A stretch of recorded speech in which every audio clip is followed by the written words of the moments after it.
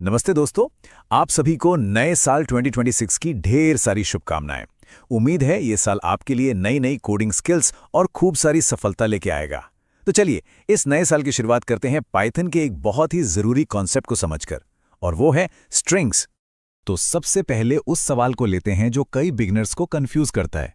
जब हम पाइथन में टेक्स्ट के साथ काम करते हैं तो हमें सिंगल कोट्स यूज करने चाहिए या डबल कोट्स? क्या पाइथन को इससे कोई फर्क पड़ता भी है? आइए पता लगाते हैं।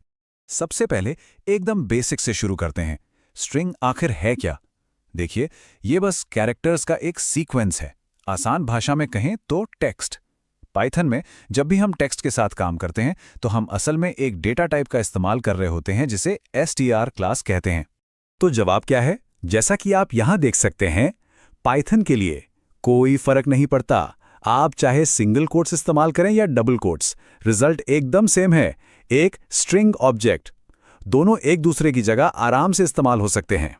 अच्छा, ये एक बहुत जरूरी बात है, खासकर उन लोगों के लिए जो सी या जावा जैसी दूसरी लैंग्वेजेस से आ रहे हैं। पाइथन में कैर जैसा कोई अलग कैरेक्टर टाइप होता ही नहीं है। यहां पर एक अकेला अक्षर भी सिर्फ एक स्ट्रिंग ही होता है, बस उसकी लंबाई 1 होती है। और रुकिए, पिक्चर अभी बाकी है। एक और तरीका भी है, ट्रिपल कोट्स। ये मल्टी लाइन टेक्स्ट या डॉक्यूमेंटेशन लिखने के लिए बहुत काम आते हैं, लेकिन दिन के आखिर में ये भी बनाते एक स्ट्रिंग ही हैं। ठीक है, तो अब हम ये तो जान गए कि स्ट्रिंग बनाते कैसे हैं, पर अब सवाल ये है कि उसके अंदर के हिस्सों तक कैसे पहुंचें। यहीं पर इंडेक्सिंग और स्लाइसिंग की पावर काम आती है। इंडेक्सिंग का मतलब है स्ट्रिंग के अंदर किसी एक खास कैरेक्टर को पॉइंट करना। बस एक जरूरी बात याद रखनी है कि गिनती हमेशा 0 से शुरू होती है। तो हेलो में h है इंडेक्स 0 पर, e है 1 पर और इसी तरह आगे। लेकिन क्या हो अगर हमें सिर्फ एक कैरेक्टर से ज्यादा चाहिए? उसके लिए हम यूज करते हैं स्लाइसिंग। ये हमें स्ट्रिंग का एक टुकड़ा या कह लीजिए एक सब स्ट्रिंग निकालने की सुविधा देता है। चलिए इसे थोड़ा ब्रेक डाउन करते हैं। ये बहुत सिंपल है। आप एक स्टार्ट पोजीशन बताते हैं और एक एंड पोजीशन।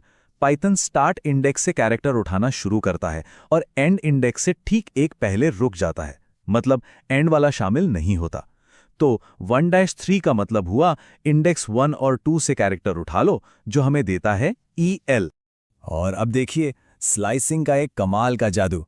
ये छोटी सी ट्रिक /R1 पाइथन में किसी भी स्ट्रिंग को उलटने का सबसे आसान तरीका है।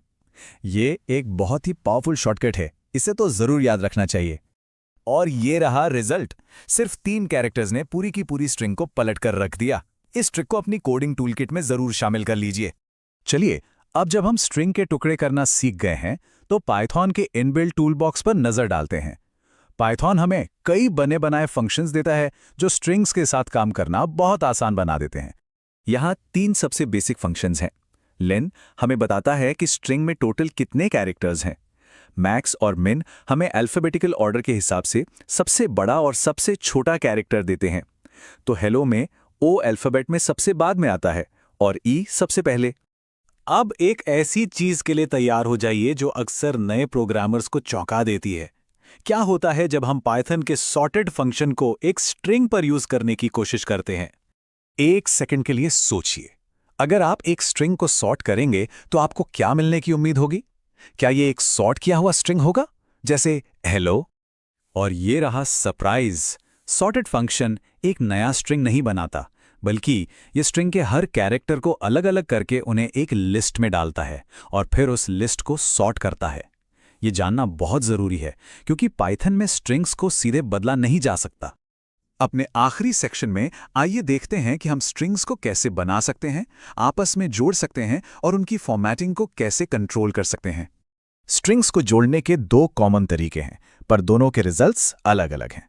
प्लस ऑपरेटर उन्हें बिना किसी स्पेस के एक साथ चिपका देता है। वहीं दूसरी तरफ प्रिंट फंक्शन में कॉमा लगाने से उनके बीच अपने आप एक स्पेस आ जाता है।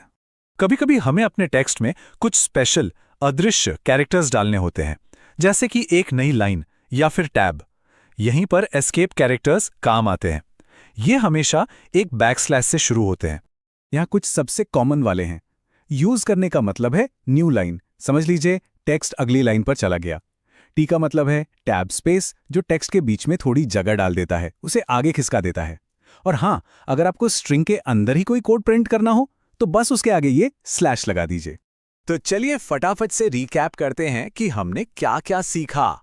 अब आप जानते हैं कि पाइथन में स्ट्रिंग्स कैसे बनाते हैं, इंडेक्सिंग और स्लाइसिंग से उनके हिस्से कैसे निकालते हैं और लेन, मैक्स जैसे फंक्शंस कैसे इस्तेमाल करते हैं। आपने सॉर्टेड का सरप्राइज भी देख लिया और एस्केप कैरेक्टर से टेक्स्ट को फॉर्मेट करना भी सीख लिया। ये तो स्ट्रिंग्स की बस शुरुआत थी। अगले पार्ट में हम इनके और भी पावरफुल मेथड्स के बारे में जानेंगे। तो जरा सोचिए, इन बेसिक बिल्डिंग ब्लॉक्स के साथ और क्या-क्या किया जा सकता है। इसी सवाल के साथ मैं आपको एक बार फिर से नए साल की शुभकामनाएं देता हूं। मिलते हैं अगले विश्लेषण में। तब तक के लिए सीखते रहिए और आगे बढ़ते रहिए।